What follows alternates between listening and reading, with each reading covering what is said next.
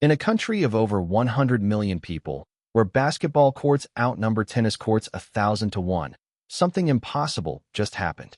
A 21-year-old girl from Quezon City walked onto the most famous tennis court on earth, Center Court, Wimbledon, and did what no Filipino, man or woman, had ever done in the history of the sport. She didn't just play, she conquered. She stared down a former world number one, a defending Grand Slam champion, and she beat her. Not in straight sets by luck, not in a fluke upset that gets forgotten by morning. She beat her in a battle that had the entire All England club on its feet. Her name is Alex Eala, and what she has done over the past 18 months isn't just a good run of form. It is the single greatest sustained achievement in the history of Philippine tennis, a rise so fast, so improbable, that even seasoned WTA analysts are struggling to find comparisons. From a nation that had never produced a single top 100 player, to a nation now watching its daughter ranked among the best 29 players on the entire planet. From wildcard entries and qualifying rounds, to center court standing ovations.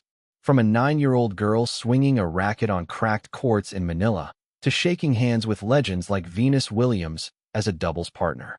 This is the story of Alex Eala. This is the story of how one athlete's record-breaking run stunned an entire nation and put the Philippines on the tennis map forever. Stay with us, because by the end of this video, you will understand exactly why the whole world is now watching this young woman's every move. To understand why Alex Eala's rise feels so seismic, you first have to understand the ground she rose from. The Philippines is a nation obsessed with basketball and boxing. It has produced legends in the ring, Manny Pacquiao chief among them, and it lives and breathes hoops on every street corner from Manila to Cebu. But tennis? Tennis was always the sport of a select few. A sport played in private clubs, far from the mainstream spotlight, far from government funding, far from the kind of grassroots infrastructure that produces world-class talent in countries like Spain, France, or the United States. Into this landscape, on May 23, 2005, in Quezon City, Alexandra Maniego Eala was born. Her parents were athletes themselves, her father Mike, and her mother Riza, a former competitive swimmer who represented the country at the Southeast Asian Games back in 1985. Athletic genes ran in the family, and it wasn't long before that competitive fire found its way into Alex's hands, quite literally, in the form of a tennis racket. From the very beginning, those close to Philippine tennis noticed something different about the young girl. She wasn't just talented, she was relentless. She had a hunger that coaches don't teach. It's something a player either has or doesn't. Alex had it in abundance. While other children her age were content to rally casually, Alex treated every practice session, every drill, every point like it mattered. That mentality would define her entire career. Her rise through the junior ranks was rapid. She began dominating age group tournaments across the Philippines and then across Asia, and it quickly became clear that the domestic tennis scene could no longer offer her the level of competition she needed to keep improving. This is often the moment where promising young athletes from smaller tennis nations hit a wall. The infrastructure simply doesn't exist to take them to the next level. There's no deep pool of elite training partners, no established pathway to the professional tour, and often no financial backing to support international travel and coaching. But the Eala family made a decision that would change everything. They sent Alex abroad to train in a system that lives and breathes tennis at the highest level, eventually connecting her with the renowned Rafa Nadal Academy in Mallorca, Spain. This was a pivotal, almost audacious move for a family from a country with virtually no tennis pedigree. It meant uprooting a young athlete from everything familiar, her home, her language, her comfort zone, and placing her in an environment surrounded by the most driven junior players in the world, training under a system built to manufacture champions. The transition wasn't glamorous. Life at a world-class academy is grueling. Early mornings, brutal fitness sessions, hours of technical drilling, and constant matches against players who had access to resources Alex never had growing up. She had to adapt fast.